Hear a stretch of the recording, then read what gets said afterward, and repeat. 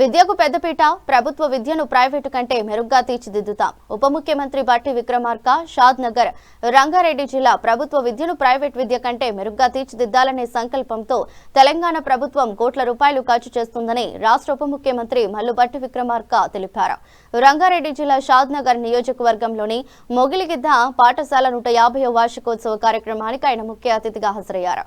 కార్యక్రమంలో రవాణా శాఖ మంత్రి పొన్నం ప్రభాకర్ కూడా పాల్గొన్నారు.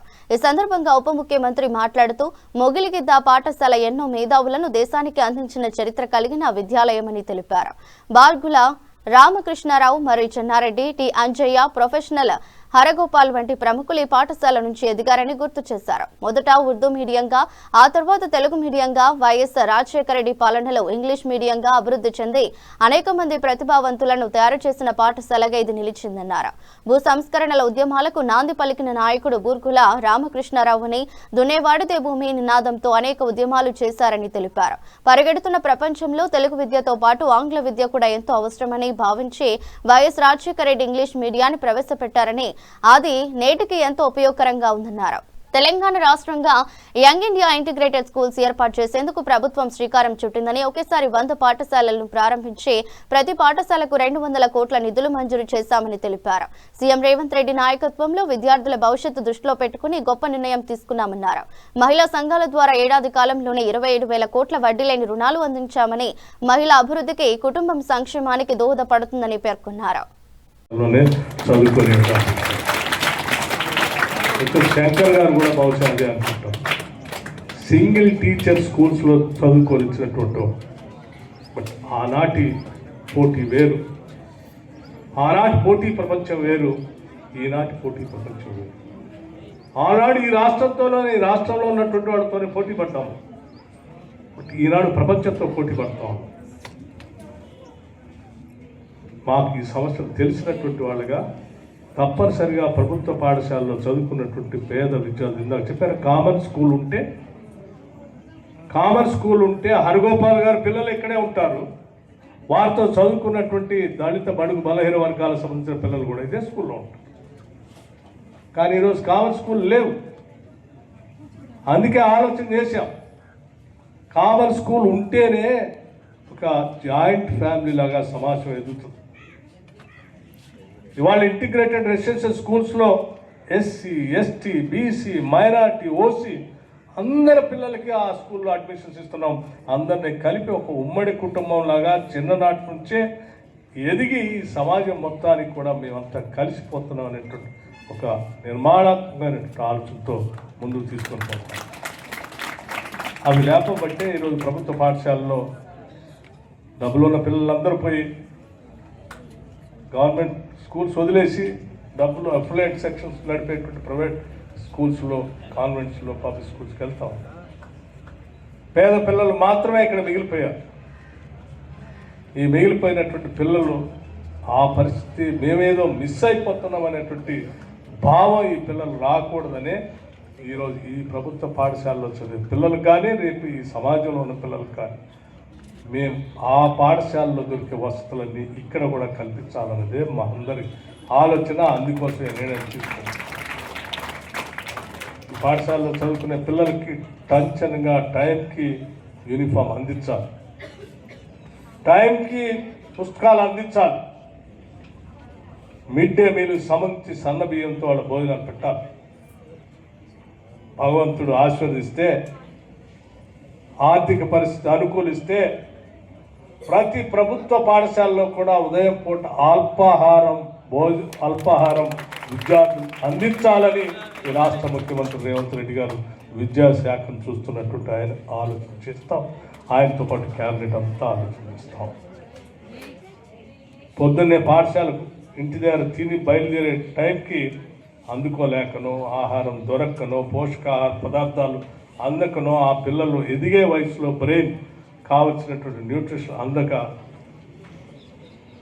పరిపూర్ణంగా ఎదగలేకపోతా ఉన్నారు. కాబట్టి వాళ్ళందరూ కూడా సరైన రీతిలో న్యూట్రిషన్ అందించాలనే ఆలోచన కూడా ఈ రాష్ట్ర ప్రభుత్వం ఆలోచన చేస్తుంది. మొన్న కొన్ని చోట్ల ముఖ్యమంత్రి గారు వారి సొంత నియోజకవర్గంలో ఇప్పటికే కొన్ని చోట్ల పైలట్ ప్రాజెక్టుగా మొదలుపెట్టారు. భవిష్యత్తులో మేము కోరుకుంటున్నాం, మేము ఆశిస్తున్నాం రాష్ట్ర వ్యాప్తంగా భవిష్యత్తులో అటువంటి పరిస్థితులు కల్పించాలని ఆ పిల్లలకి సరైన ఇక వైద్యానికి సంబంధించి హైదరాబాద్ నగరం చుట్టూ పెద్ద పెద్ద ఆసుపత్రులు కడతాం. ప్రతి శాసనసభ నియోజకవర్గంలో ఆసుపత్రులన్నింటినీ మోడరేట్ చేస్తున్నాం. జిల్లా హెడ్ క్వార్టర్స్లో మోడరేట్ చేస్తూ ఉన్నాం. వైద్యం విద్య రెండు అందించగలిగితే అద్భుతమైనటువంటి మన శక్తే ఈరోజు మన మానవ వనరు. మన resource is our human resource. మనకు అందుబాటులో ఉన్నటువంటి ఈ హ్యూమన్ రిసోర్స్ని సానబట్టి వజ్రాలాగా తయారు చేస్తే ఈ రాష్ట్రానికి కావాల్సిన అద్భుతమైన శక్తి వస్తుందని ఆలోచనతో ముందుకు పోతా ఉన్నాం. అందుకే ఈ కార్యక్రమాలను తీసుకొని వెళ్తా ఉన్నాం. ఎదురు కూర్చున్న మహిళలందరూ కూడా ఇందిరమ్మ చీరలు ఇవ్వాలని ఆలోచన చేసినప్పుడు సెల్ఫ్ హెల్ప్ గ్రూప్స్ అనుకున్నాం. కాదు, ఈ రాష్ట్రంలో ఉన్న మహిళలందరికీ ఇందిరమ్మ చీరలు ఇవ్వాలని చెప్పి ఆ చీరలు కూడా ఏదో ఇలా ఇచ్చినట్టు కాదు, ఇంటికి వెళ్ళి పొట్టు పెట్టి చీర సార పెట్టినట్టు మహాలక్ష్మిని గౌరవించినట్టు ఇచ్చి రావాలని చెప్పి ఇచ్చి రావటమే కాదు, ఈ రాష్ట్రంలో ఉన్నటువంటి మహిళలందరూ కూడా ఆర్థికంగా ఎదగటం కోసం కావాల్సిన వడ్డీ లేని రుణాలు బాగు చేసుకుంటుంది. కొంత వెసులుబాటు కలిగిన ఆ పిల్లల గురించి కలలు కట్టి అద్భుతమైన చదువు చెప్పించడం కోసమే ప్రయత్నం చేస్తుంది. ఆ రకంగా కుటుంబం మొత్తం ఎదగటానికి అవకాశం ఉంటుందా, మహిళ ద్వారా ఇది చేపించాలనే ఆలోచనతోనే ఈ ప్రభుత్వం ఆలోచన చేస్తాం. దాంతోపాటు ఈ పరిసర ప్రాంతాల్లో ఉన్నటువంటి అంశాలు నా దృష్టి తీసుకొచ్చినప్పుడు హరగోపాల్ గారు కానీ శంకర్ గారు విషయం చెప్పారు. నీళ్లు లేక ఇబ్బంది పడుతూ ఉన్నాం. మీరు వచ్చారు లక్ష్మీదేవిపల్లికి. ఎస్, ఈ రాష్ట్రంలోనే అత్యంత ఎత్తైన ప్రదేశం లక్ష్మీదేవిపల్లి. నార్లాపూర్, ఏదుల, కరువెన, పొట్టెం,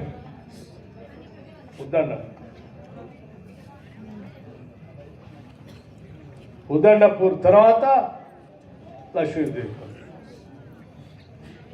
పాలమూరు రంగారెడ్డికి సంబంధించినటువంటి ప్రాజెక్ట్ని ఎంత త్వరితగతిన పూర్తి చేసి నీళ్లు అందిస్తే అంత మంచిదని చెప్పి ఈ మధ్యనే గౌరవ ముఖ్యమంత్రి రేవంత్ రెడ్డి గారు, గౌరవ ఇరిగేషన్ మంత్రి ఉత్తమ్ కుమార్ రెడ్డి గారు, అట్లాగే ఇతర క్యాబినెట్ సహచరులు అందరూ కలిసి కూర్చొని త్వరితగతిన ఈ పాలమూరు రంగారెడ్డి ప్రాజెక్టును పూర్తి చేసి వడివడిగా మనం ఆ కార్యక్రమాలను పూర్తి చేసి నీళ్ళు అందించాలని ఒక దృఢమైనటువంటి నిర్ణయం కూడా తీసుకున్నాం. అందులో భాగంగా లక్ష్మీదేవిపల్లి కూడా ఉంది. లక్ష్మీదేవిపల్లికి శంకర్ గారు కలిసినప్పుడు అలా చెప్తా ఉన్నారు. ఆ దృష్టి తీసుకొని వస్తున్నాయి. ఈ ప్రభుత్వం సీరియస్గా పరిస్థితి పూర్తి చేసుకుంటూ వచ్చి దీన్ని కూడా చేపట్టాలి. తప్పనిసరిగా ఈ రాష్ట్ర ప్రభుత్వం సౌహృదయంతోనే దీని ఆలోచనతో ముందుకు పోవాలని ఆలోచన. ట్రాన్స్పోర్ట్ మినిస్టర్ గారు ఇప్పుడే చెప్పారు, మీకు రాష్ట్రంలో ఉన్న మహిళలందరికీ ఉచితంగా ఆర్టీసీ ఎక్కడికంటే అక్కడ ప్రయాణానికి ఉచితంగా నేను ప్రయాణానికి అమలు చేస్తూ ఉన్నాను. ఇంకా ఏదైనా కావాలి చాలా నిబద్ధతతో కొట్టి స్లోగన్గా కాదు, మహిళలందరికీ ఉచితంగా బస్సులో ప్రయాణం అని చెప్పి వదిలేదు. రాష్ట్రంలో ఎక్కడి నుంచి ఎక్కడికి మహిళలు ప్రయాణం చేసి ఉచితంగా ఈరోజు ఆర్టీసీ బస్సులో ప్రయాణం సాగుతూ ఉంది. దానికి కావాల్సిన నిధులు ఎప్పటికప్పుడు ఆర్టీసీకి చెల్లిస్తాం. తీసుకుని వస్తారు. ఈ పాఠశాలకు సంబంధించి భవిష్యత్తులో 150 సంవత్సరాలు పూర్తయిన సందర్భంగా నేను ఒక విషయం మాత్రం స్పష్టంగా మీ దృష్టికి తీసుకున్నాను.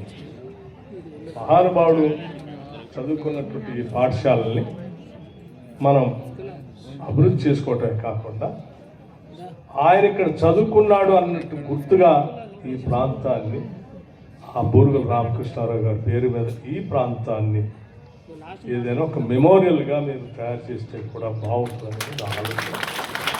ఆ మెమోరియల్గా తయారు చేయడం కాదు, ఆయన కూడా అవన్నీ చదవటానికి చూడటానికి పనికొచ్చేటట్టుగా ఏర్పాటు చేస్తే కూడా బాగుంటుందని నేను పూర్తిగా నమ్ముతా ఉన్నాను.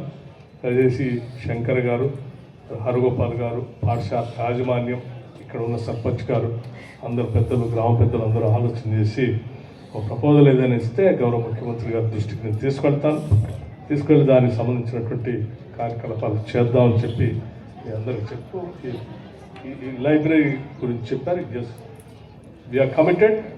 లైబ్రరీస్ మొన్నే సీరియస్గా ఆలోచన చేస్తాం. తప్పనిసరిగా ఆ లైబ్రరీ ప్రపోజల్ పంపించండి. ఆ లైబ్రరీ కూడా వారికి పెట్టండి. సంబంధించినటువంటి హరగోపాల్ గారికి, శంకర్ గారికి,